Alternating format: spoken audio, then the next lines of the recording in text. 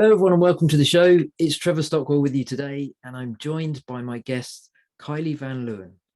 Now, Kylie, as a precursor, before I introduce you, was one of the essential kind of leadership aspects of the subject that we're going to be chatting about today that listeners are going to grab hold of and can run with? The dangers of overlooking workplace diversity, equity, inclusion, and psychological safety. Wow, that sounds really good. Yep, such a key thing to chat about as well. So it's going to be really good. I'm looking forward to our conversation. For those that haven't yet met Kylie, she has over 13 years experience in business. She's the founder of Elevated Coaching and Consulting, and that provides multiple services, including leadership and staff development, change management, sustainable business strategies, lots of other areas that all helps business move their profits forward, as well as fulfilling their purpose as well. So lots we're going to dig into, but we're going to focus on emotional intelligence and the psychological safety aspects, particularly as part of her speciality. So thanks for joining us. Welcome, Kylie. Thank you. Thanks. Great to be here. It's really good to have the opportunity to chat with you. Maybe just to start with, share a little bit about your journey that's sort of brought you through. You've helped a lot of people in lots of different ways. That's brought you to starting Elevated and beyond. Just share us a little bit about how you've got to where you are now. Wow, it is. You look back and it's such a long journey, but a quick snippet. I've spent the last 13 or so years working predominantly in Australia for not-for-profits and community-led organisations. So I started more in the vocational training space, and then quickly realised there was a real need for, I guess, my passion and purpose in helping people from disadvantaged backgrounds find sustainable and meaningful employment. So some of the groups that I've helped in my career through being a leader and leading large teams, but also large employment focus programs, are people with disability, disengaged and disadvantaged youth, so young people from particular areas in Australia, women as well, refugees, and asylum seekers as well. Wow, yeah, that's really good, and it's such a key service that you offer, because not enough people are doing it, from what I can see. So yeah, well done. Definitely keep doing it. And you're expanding into the US market now as well, aren't you? Tell us just a little bit about that. Yeah, so I started Elevated Coaching and Consulting here in Australia a little over a year ago now, about 14 months ago. And we've had great success and been not lucky, I hate to use the word lucky, but I'm very grateful for just the amazing clients and client base that I've been able to build here with the team in Australia. And based on that success, as well as the global need for this type of work, and my passion to go and experience the United States, I launched the company over there in June this year. So lots happening. Going over to the US for a holiday. Hopefully it'll be very much a holiday, time to disconnect at the end of the year for a white Christmas, and then looking to move over to the US early 2023. Wow, sounds exciting. Well done. That's really good. I know you're going to help people over there as well. Definitely. So maybe such an interesting subject, I find, anyway. You're an emotional intelligence coach, amongst kind of helping develop leaders within organizations and sort of individuals as well. We want to sort of dig into the psychological safety aspects of building the right culture, but it starts, the foundation is being emotionally intelligent ourselves, isn't it? As a leader of the company, as a leader of a team, whatever role we find ourselves in, even as individuals at home.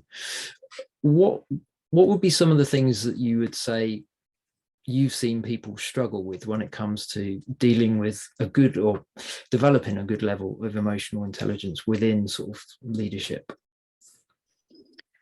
I think not understanding that people bring that when people arrive in the workplace, they're one person, and we tend sometimes as leaders not to look at the whole person.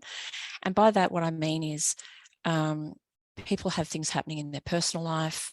They have family commitments, they have marital or relationship breakdowns or issues, and we're one person. And I always say to my clients, either coaching clients or consulting clients, we're one human being. You can't separate your professional person, Kylie the professional and Kylie the person or mother.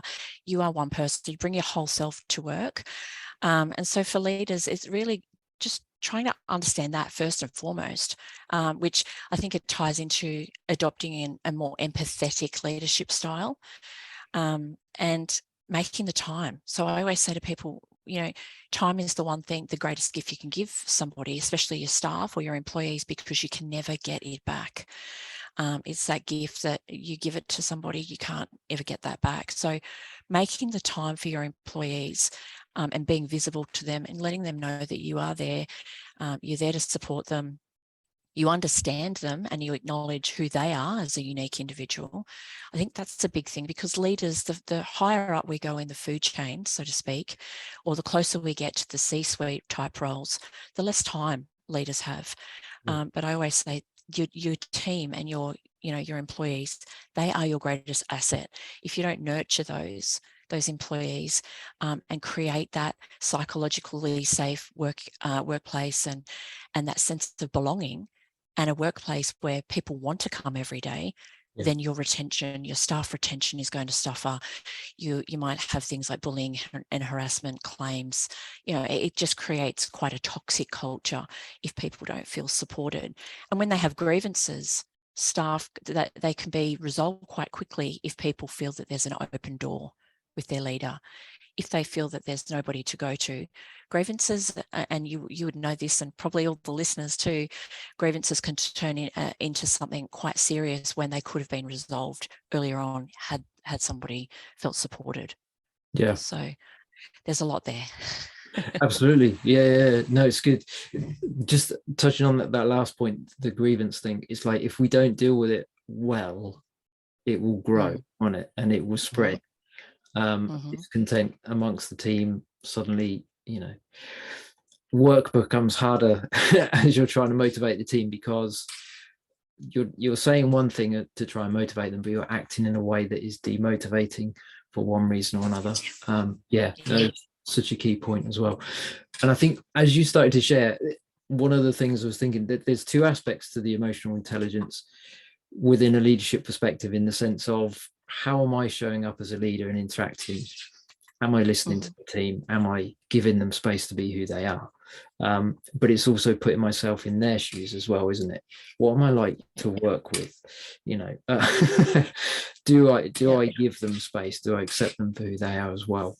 It's the wearing each other's shoes kind of regularly is a good perspective, isn't it? As to gauge where we are at any given moment, I think.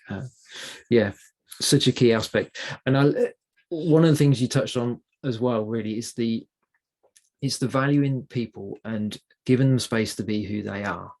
I think that's such a key thing as well. It's easy to, you're running a business, so you've got a focus, you've got a strategy, you know where you want to go, you know where you want to take your team, but are you helping them help you? Isn't it? I think that's such a key thing. Or are you just barking out orders, expecting people to follow, clocking in and out, and then hit your target? Everything's good. It's like, no, everything isn't good, because people are not happy where they are, and if you're not happy, you're not going to stay there eventually, are you? It's not going to last. One of the things that I think you're really good at, but also be good to tap into more as well, is helping the boss, the team leader, whoever it is within the company that's looking after other people.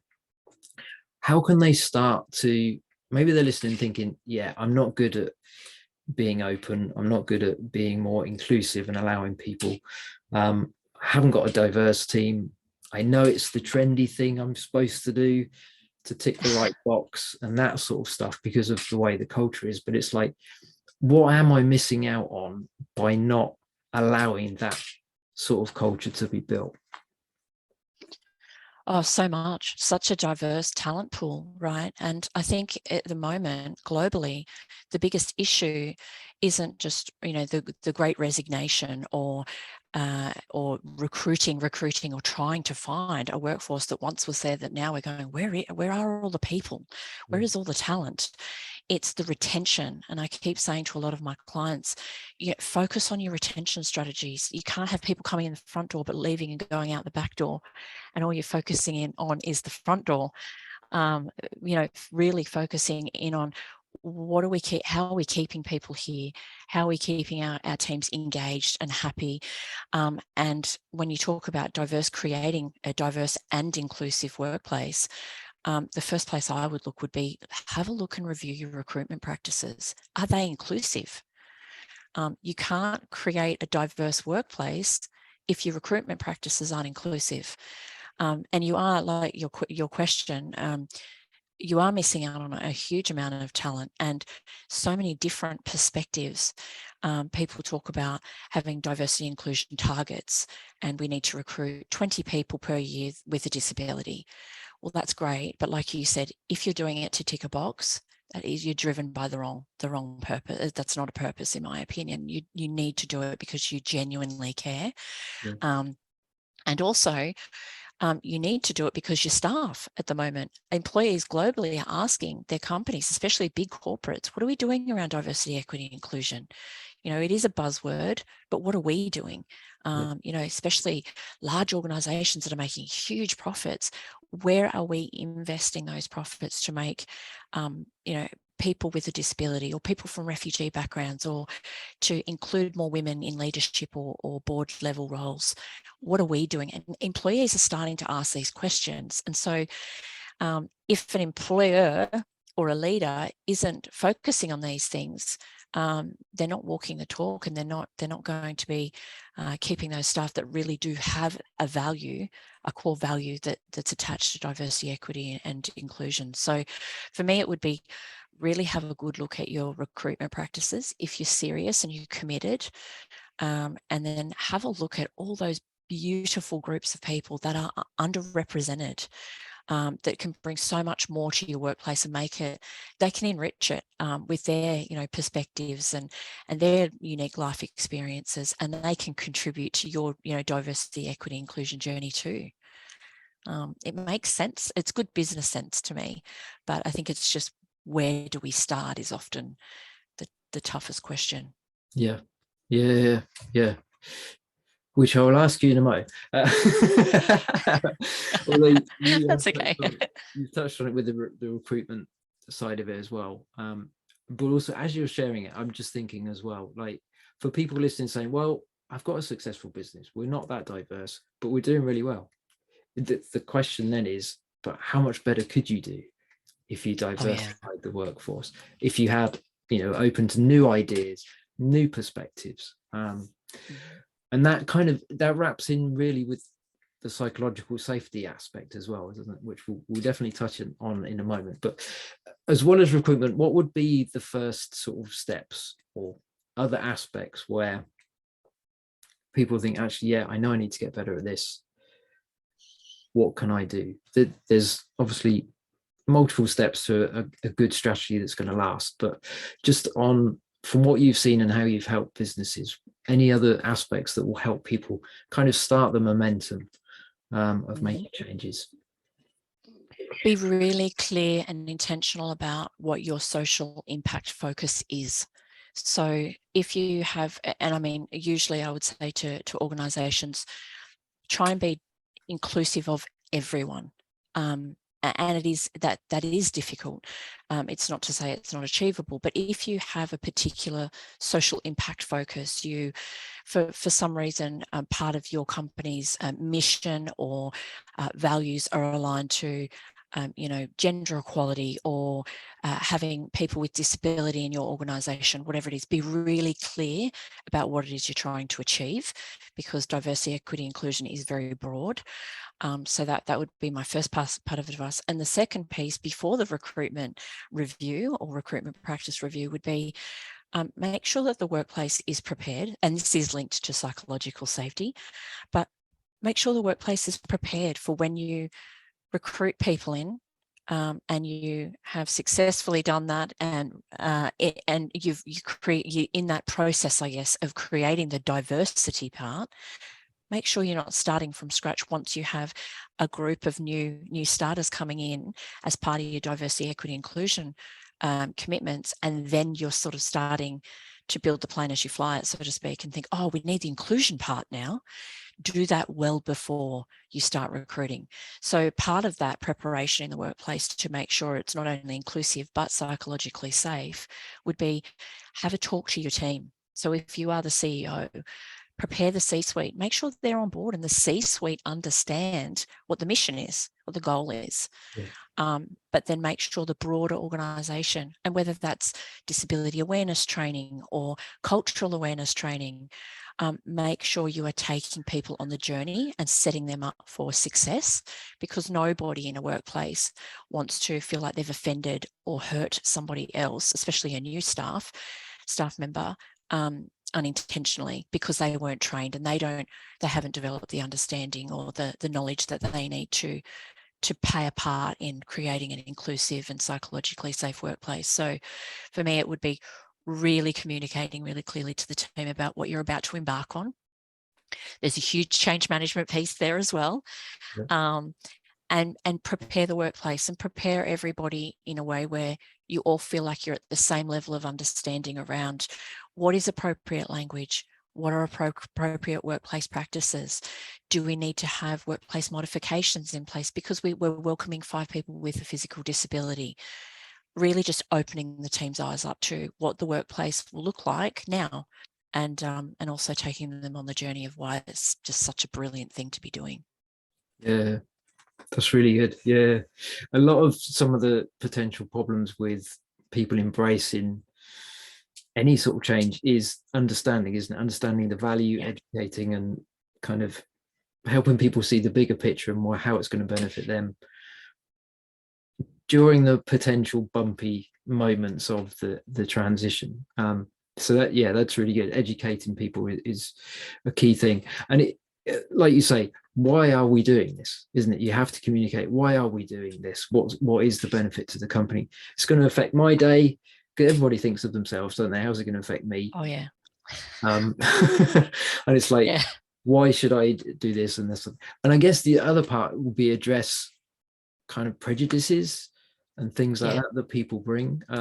Sort of the greatest asset to a company is people, and the greatest liability potentially is people as well, isn't it? If the attitude and the perspectives are not as helpful as they should and as embracing as they should. And I guess that all comes into the education side of it. And that sort of really dovetails also into the psychologically safe culture as well, doesn't it? Are people open that they can be honest and share in a respectful way, using the right language and terminology, like you say, but also like, I've actually got an issue with this because something, and not feel that I just can't say that because, you know, what people are going to think and all the rest of it. There's ways of doing it, I know, and you have to navigate that on an individual basis.